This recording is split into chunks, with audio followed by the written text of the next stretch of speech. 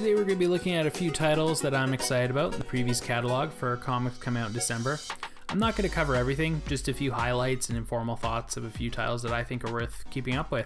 I'm not sure if this is worth doing every month, but let me know in the comments if you would like to see more of these types of videos. So let's start with the Marvel stuff.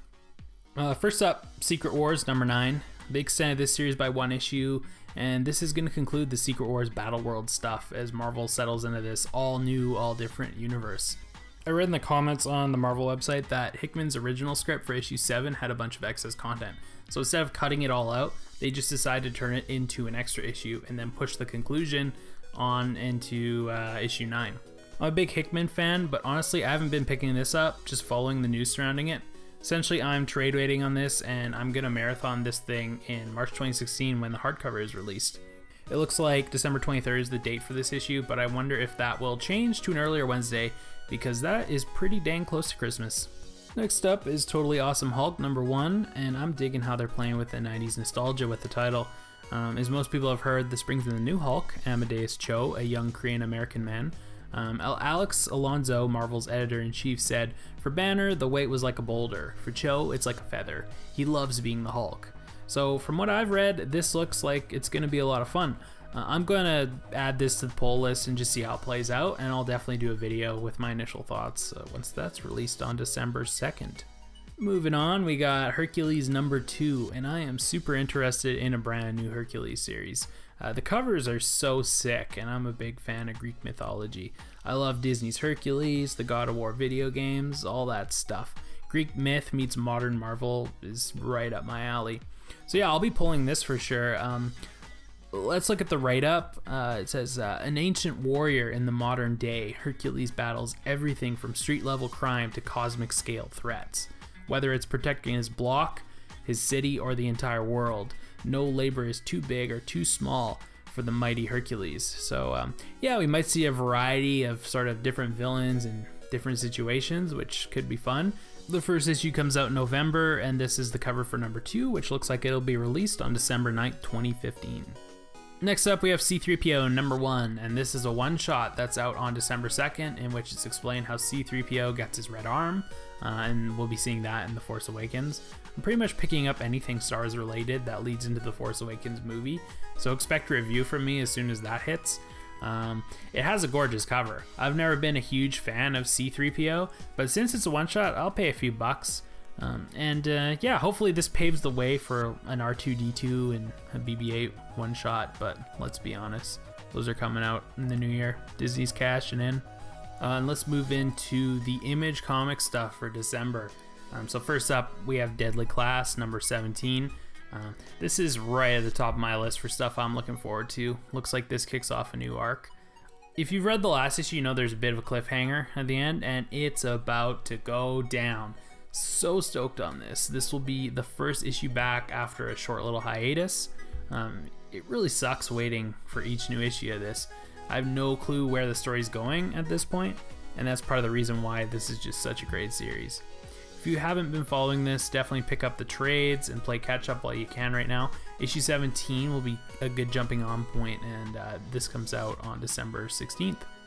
And next we have We Stand on Guard number 6.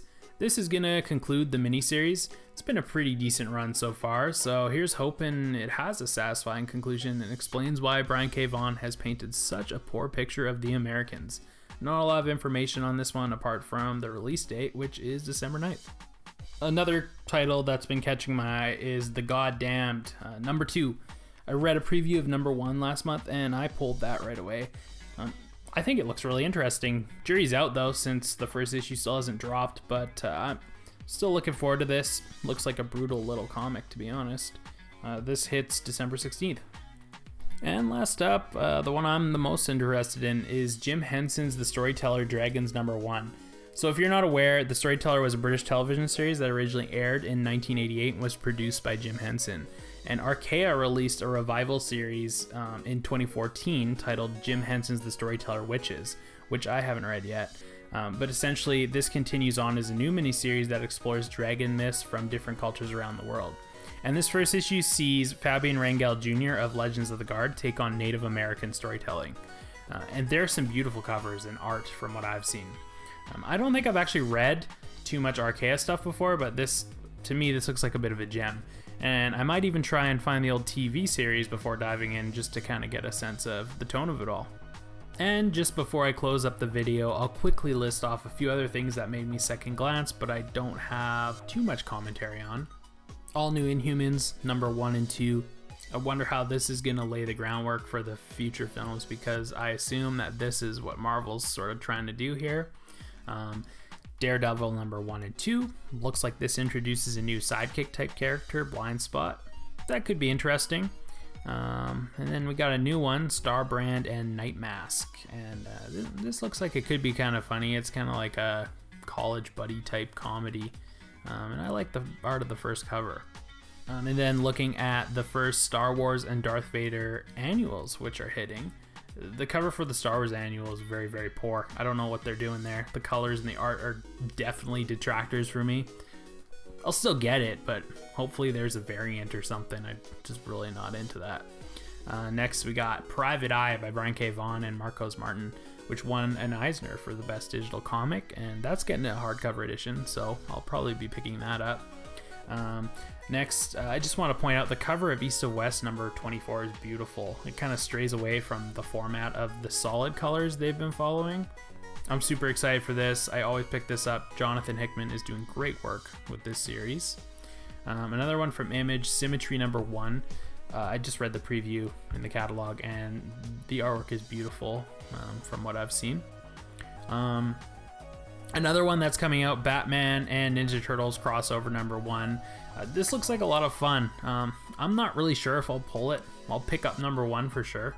I don't know why the hesitation, as I pick up Batman and Turtles already, but yeah, we'll see how it plays out.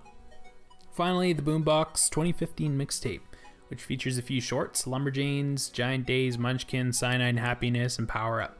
Yeah, it looks kind of decent, and it's got a decent value at $10. So that's it for the first previews video. Thanks for watching. This was a test just to see the response to these types of videos. Let me know if you'd like to see more like this in the comments, and let me know also what caught your eye going into December.